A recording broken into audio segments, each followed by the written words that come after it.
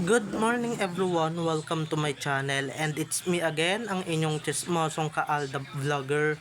So gusto ko munang magpasalamat sa inyong lahat sa mga walang sawang tumatangkilik, nanonood, sumusuport at sumusubaybay ng mga content ko dito sa aking YouTube channel. So eto huwag ninyong babaktawan o lalaktawan tong ating main topic for today's video. I'm sure na hindi ninyo pagsisisihan na pinanood nyo to mula umpisa hanggang hulihan. And syempre, huwag kayong mag-i-skip ng segment. Buuin nyo to start to finish. Kaya ito na, dumako na tayo sa ating main topic for today's video. Agad-agad,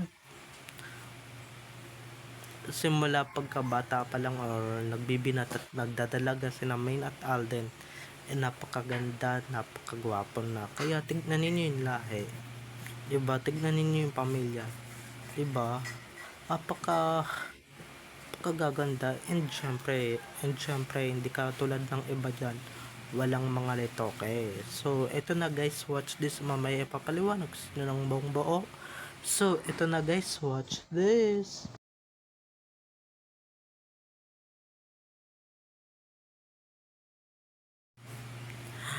At kung nakita nyo na nga yung recaps, once again say TTO sa mga admin. So eto na, dumako na tayo sa ating main topic for today's video. Agad-agad, gaya ng sinabi ko kanina, ito na nga, napaka-natural talaga ng pagmumukha ni na Alden at Min. Wala kang makikitang bakas ng litoke.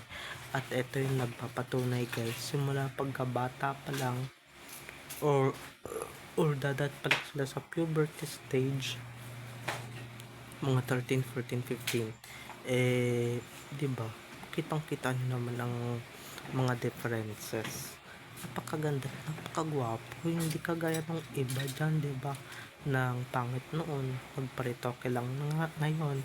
Kaya tignan niyo yung mga anak, yung mga lumabas, diba, lumabas ang totoo nilang itsura or yung totoo nilang pagmumuka sa mga anak nila, diba, nagre-reflect. Pero itong si Alden at May, nagre-reflect sa mga anak nila yung kagwapuhan and kagandahan nila, diba. Mas okay ng natural kaysa naman yung may halong preservatives ka, may halo kang retoke, may halo kang etc na alam mo naman, diba, kung ano yung itsura mo ngayon, hindi yun ang ilalabas mo sa mundo. Ang ilalabas mo sa mundo is yung dati mong itsura na kung saan pangit, ugly duckling, hindi kagandahan at hindi kagupuhan. Pero itong si Alden at Min, nagtanim or nagtanim ng binhe, kinabukasan tingnan niyo, diba, may lalabas at lalabas talagang napakagandang mukha at napakagwapong mukha. Hindi kagaya nung iba dyan na yung iba dyan guys, pagka nagpaparito or whatever, diba, limbawa pangit, diba, tapos nagparito, tignan ninyo pag nagkaanak, tignan ninyo magiging itsura, nagmana dun sa parents. Kaya nako guys, pag nagkaanak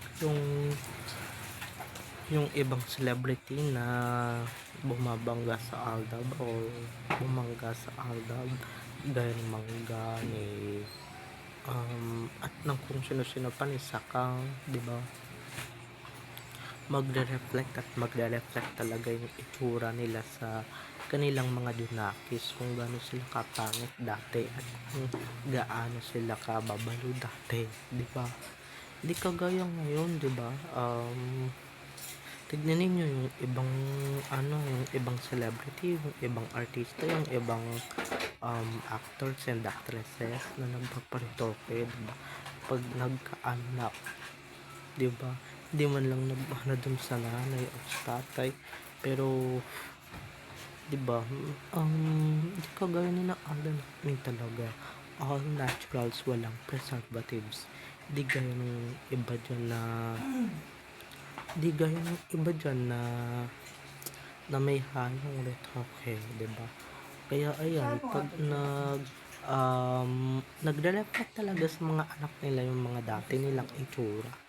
'Di ba? Unlike Alden at Min talaga, ka nagkaroon talaga ng anak, first baby pa lang, napakagwapo na at napakaganda, 'di ba?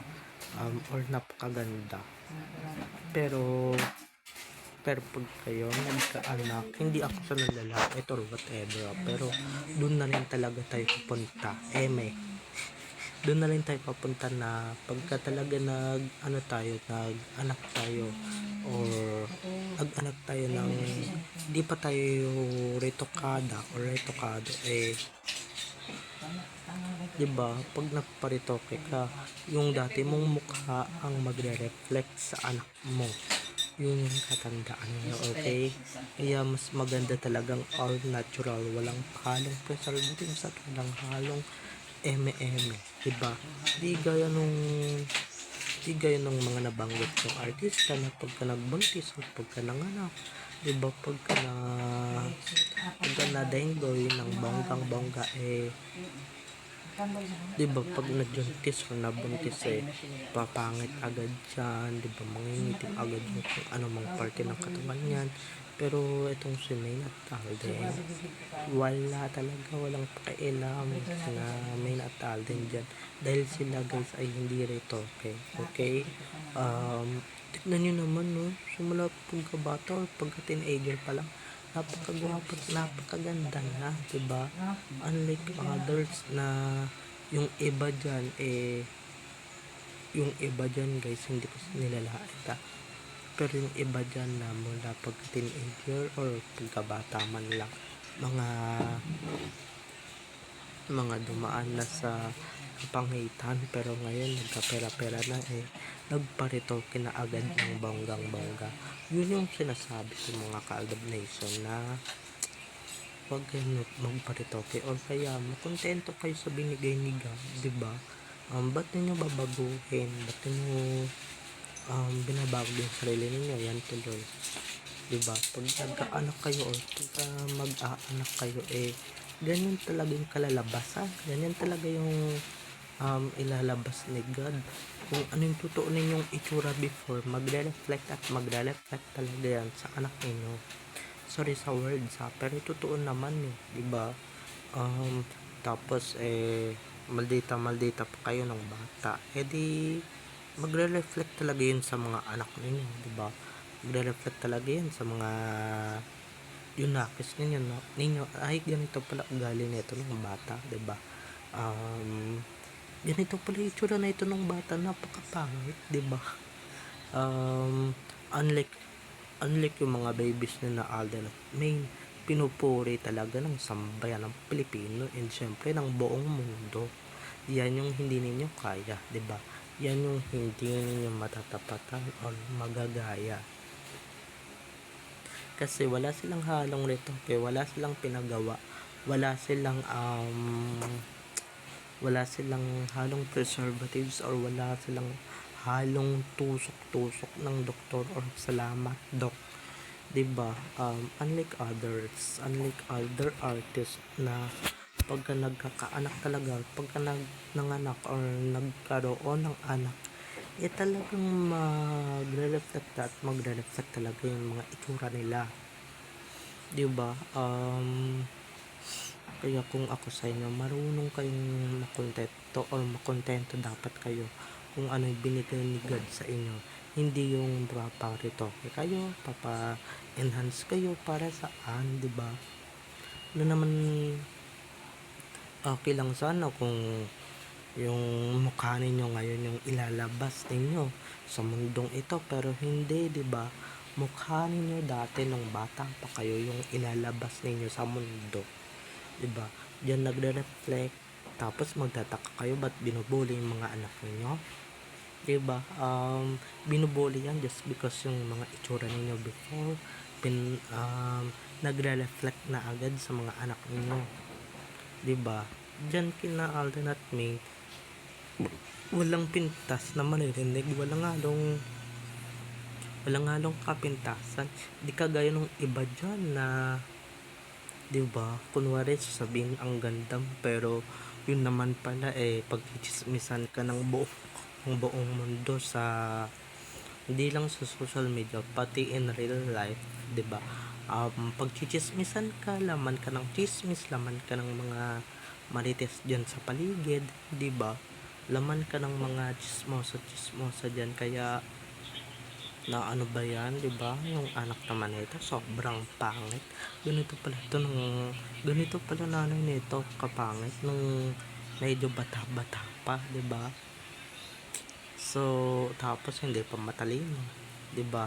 So, nagre-reflect talaga yung mga itsura ninyo, yung mga pag-uugali ninyo sa mga anak ninyo. Kung ano kayo noon na nagpapaka-plastic na ngayon or nagpapa-plastic surgery, 'di ba? Ito guys, talk lang. Wala man lang hindi kayo magtatagumpay ng bonggang-bongga. 'Di ba? Kung mag-aanak kayo, mag-anak na lang kayo. Huwag niyo nang samahan ng salamat, Dok. Okay? Wala 'di ba? Gusto nila 'yan. Kaya tignan niyo yung mga lumabas sa kanilang mga sinapupunan 'di ba? Mga mini la, 'di ba? Mga pangit. Nagparitoke lang kayo kaya kayo bumanda. Unlike Alden at Main or unlike Main, 'di ba? Wala siyang pakialam kahit na ganito yung ilong niya. At least natural, 'di ba? Hindi gaya nung iba diyan. So, babay na mga ka-ADN. I love you all. Have a nice day. Keep safe and God bless. Don't forget to subscribe to my YouTube channel, and syempre, huwag ninyong kalimutan na i-click ang notification bell para sa ganon ma-notified kayo sa mga susunod ko pang i-upload na mga videos tungkol kina Main at Alden, and syempre tungkol sa kanilang mga buhay-buhay inside or outside man yan sa showbiz. Babay na mga ka-ADN. Enjoy watching everyone. Bye-bye. Happy Tuesday.